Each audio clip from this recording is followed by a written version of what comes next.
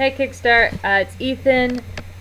It's October 19th, and this week's topic is religion. So, the first part of the question is just what, if any, religion do I subscribe to? I am not a particularly religious person in the traditional sense, though it has had a huge impact on my life. I was raised Catholic. I was an altar server. I was a Eucharistic minister. I taught Vacation Bible School. So it was a pretty big impact on my life when I was young. But I haven't really gone to church in a long time. I don't think I can sum up my religious views in any significant way right now. It just seems complicated. I'm just not particularly religious. I'll leave it at that. The next part of the question is, how has religion, positively or negative, played a part in your life as a trans individual? And because I'm not a religious person, I can't speak to how, what the positive impacts have been on my life. And it's not that religion has had a negative impact on my life, but it certainly has been a context through which people try to understand my transition, and that can be kind of challenging. I will give you an example.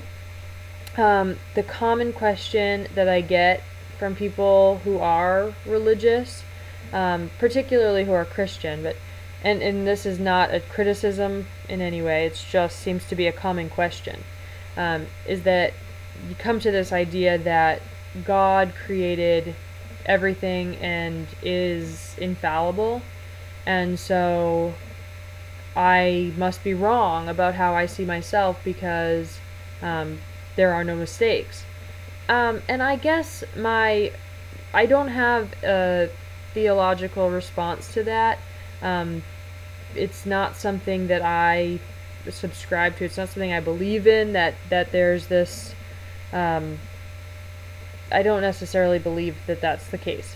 But my response has been to people who ask me that, and it's kind of developing. It's a response that it continues to grow every time that conversation happens, but it's essentially that if you believe that God has not made mistakes, and that there is this God that, has created us all, and so there are no mistakes, my question would be, why do you assume that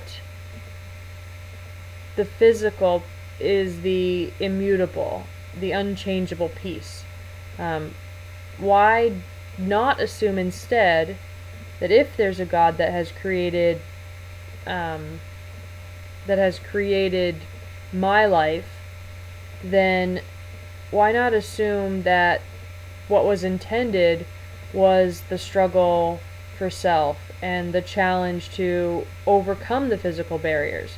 And I'm not saying it is. I'm just, I'm simply trying to meet that question, where it is, which is, the assumption is that what God had created then is this physical, the physical realm, this everything that you see, and not what is inside of me and what I know to be true about myself. I guess that tends to be how I respond to that question. And that's the most frequent question I get from people who are trying to understand my choice from a religious perspective. For myself, I guess it's not so hard for me to challenge. I don't necessarily face that particular challenge within myself because I don't believe that I'm wrong about myself. I'm fairly confident. It took me a while to get here, but when I reached a point of confidence in myself, I certainly couldn't imagine thinking at that point that I was completely off base about understanding myself. I just know that I'm not. I know who I am. So I can't take that, I guess, the religious question, and that it's not necessarily a judgment. It really depends on who is the one posing the question, but that question, I can't really take it to heart because I don't feel wrong. And I do know myself, and I trust myself enough to know that I'm a good person and I have a good heart. And so I kind of try to understand myself, not judge myself, but knowing that I understand and know myself. Gosh, this is getting like becoming a tongue twister, but knowing what I know about myself, that's how I make sense of the world, rather than like making some assumption about what is right and true and then trying to fit myself into it. And I'd say in general that's good advice. Like, search yourself, try to understand yourself first, and then make sense of the world, rather than trying to fit yourself into anybody else's idea of what's right and what's wrong.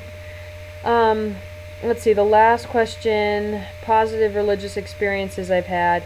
And just in general, my family is pretty religious, and I think that's part of why this is a question that can be hard for me to answer, because, I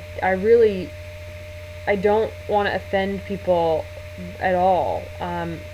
I don't know what is out there. I don't pretend to know.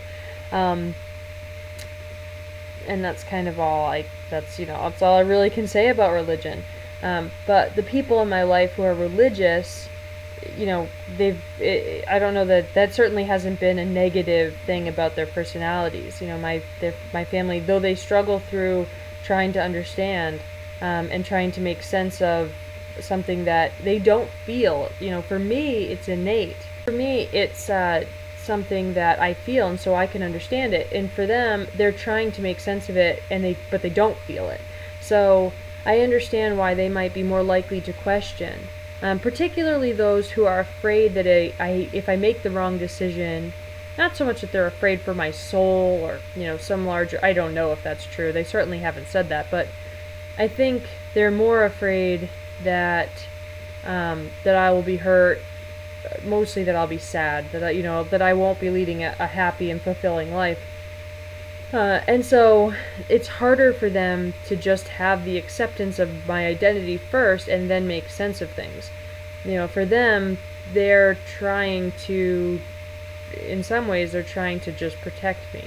And, I can't really fault them for that. They just, my family, they've been really kind to me for all their stuff. So, yeah, I don't really have much more to say. I have to pack up my stuff. I'm going to Florida for the weekend.